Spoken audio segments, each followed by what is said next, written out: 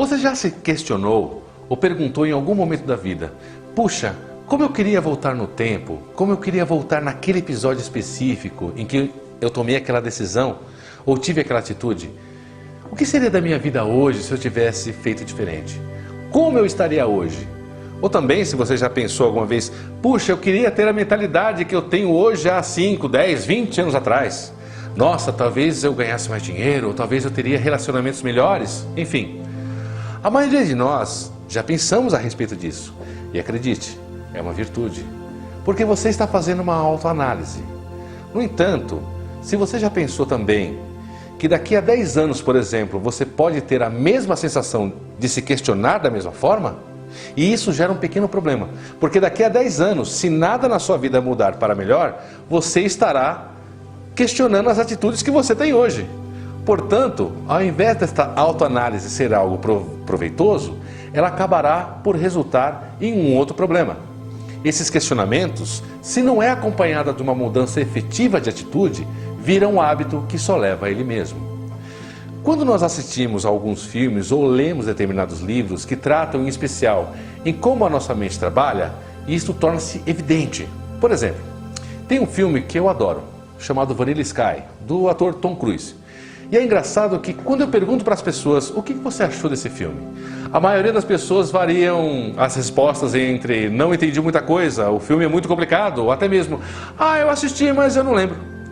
O objetivo desse brainstorm não é te contar ou explicar o filme, mas procurar te passar a mensagem mais profunda que pode efetivamente mudar a sua vida para melhor.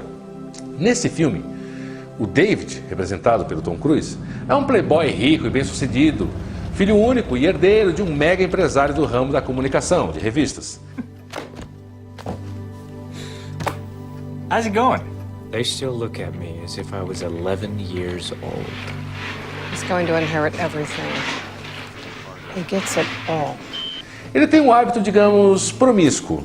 Ele sai com várias mulheres até que encontra a Juliana Gianni, representada pela atriz Cameron Diaz.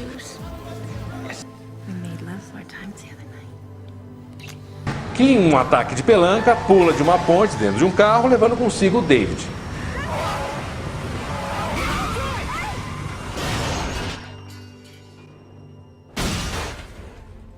David sobrevive, mas fica com sérias sequelas físicas e emocionais. E a partir daquele momento, ele vive uma vida de sofrimentos, abandonado pelos antigos amigos, que outrora tinha prazer de sua companhia, agora sente vergonha. You're embarrassed? Just go. Nobody asked you to chaperone. Sophia asked me. Why don't you ask me to my face, bitch? Ele sofre bullying por os lugares aonde antes ele era recebido como uma pessoa de grande prestígio. Ele descobre, curiosamente, um programa chamado Sonho Lúcido, no qual, a partir da morte física, os cientistas desse programa conseguiam manter o cérebro dele funcionando como se fosse dentro de uma Matrix, do filme Matrix. Ele escolhe um ponto de corte, né? Então, sendo este um evento específico do passado. Daquele ponto para frente, até a morte, apaga tudo. E daquele ponto de corte em diante, ele vive uma nova vida, uma vida simulada, mas para a mente dele, uma vida real. Para ele é como se nada tivesse acontecido. Na mente dele, ele não consegue distinguir o que era vida real, ponto de corte e vida simulada.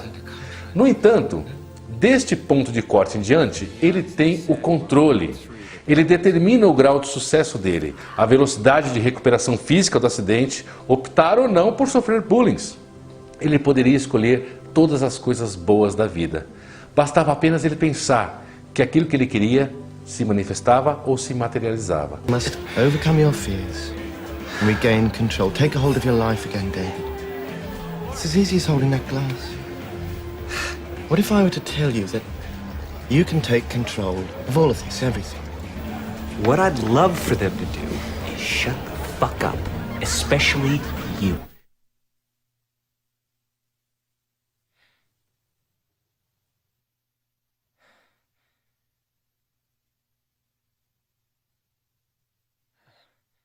You see? Era fantástico, e foi fantástico durante um tempo, mas, como todos nós, o David tinha aquilo que eu particularmente chamo de sujeiras mentais. E essas sujeiras foram a ruína dele também na vida simulada. Ele conseguiu se dar mal na vida real e na vida simulada, no programa do sonho lúcido. Imagina, você vai ter tudo o que você sempre quis. Tudo, a pessoa que você sempre quis, o dinheiro que você sempre quis, os amigos, a casa, a família, tudo. Você nunca mais irá sofrer bullying, basta você pensar. E ele simplesmente não consegue. Ele é incapaz de pensar no próprio sucesso e sobre aquilo que ele realmente deseja. E por quê? Agora vem a melhor parte desse filme. O subconsciente tem um poder fantástico. Mas aí é que está. Não é apenas na vida simulada, não é no filme. Ele também se aplica e se apresenta na minha e na sua vida de modo real. Se você tem muitas sujeiras no seu subconsciente, se você tem muitos traumas na sua vida, traumas de infância, vivenciou muitos sofrimentos em épocas que talvez deveriam ser vividos em plena alegria, estas sujeiras podem simplesmente estar governando a sua vida, governando os teus comportamentos e o seu modo de ser, e impedindo talvez que você tome atitudes e decisões que te levem ao seu sucesso. Por quê? Porque poucas atitudes que tomamos ao longo do dia o fazemos de forma consciente. A maior parte do dia nós agimos como robôs, no piloto automático, condicionados a pensar e agir de uma determinada forma, dado as nossas experiências anteriores. Sejam essas experiências relacionadas ao sucesso ou ao fracasso. Seja relacionado a momentos felizes ou traumáticos. A nossa mente subconsciente não é racional, não é lógica, mas tem um poder inimaginável.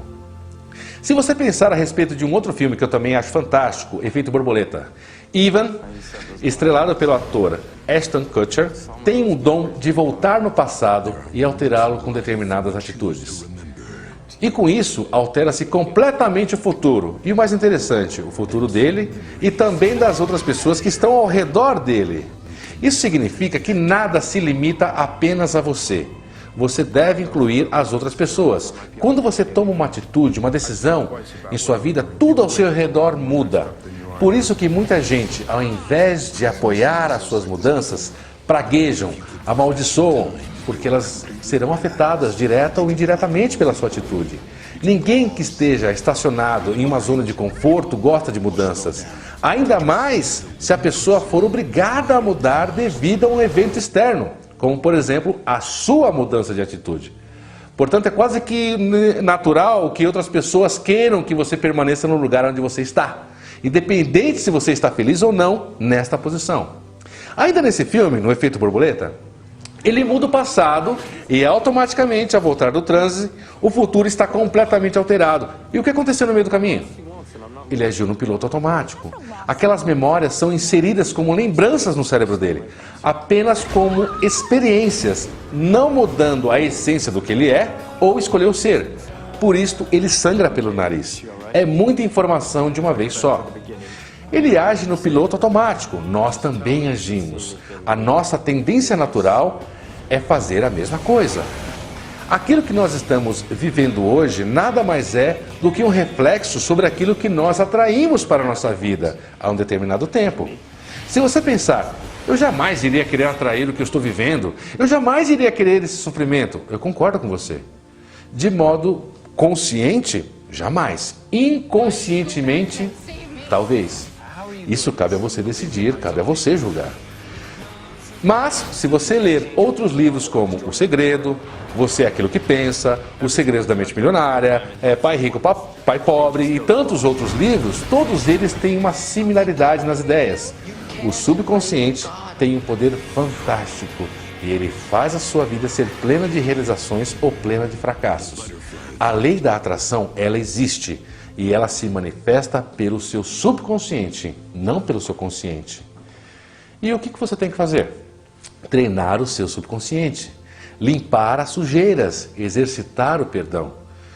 Vou deixar para você 2 exercícios que podem muito te ajudar. Antes de detalhar esses exercícios, se você gostou, curta o vídeo, compartilha. Mas por que eu vou compartilhar? Para você ajudar outras pessoas. Talvez outras pessoas precisem ouvir o que você está ouvindo. Se inscreva em nosso canal. Vamos aos exercícios.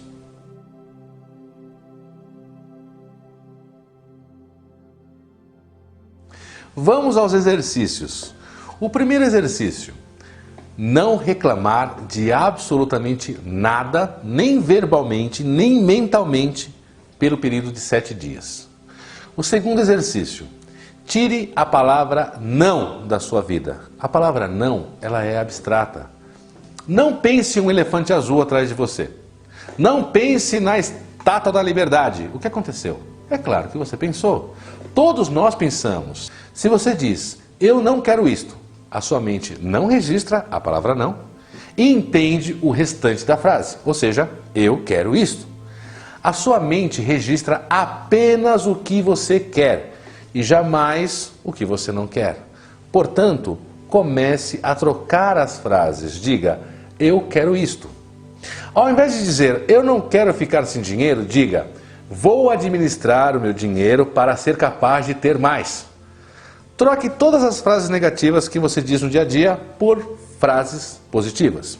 Até mesmo frases boas. Por exemplo, eu não quero a companhia de pessoas negativas ou invejosas. A frase parece ser uma excelente opção, mas o não será ignorado. O mais correto seria dizer, eu opto pela companhia de pessoas boas e bem-sucedidas, pessoas de sucesso. Percebeu a diferença? Faça um jejum de negatividade. Você perceberá que a sua vida começará a mudar. Lembre-se, se inscreva no YouTube. Um forte abraço, que Deus abençoe e sucesso!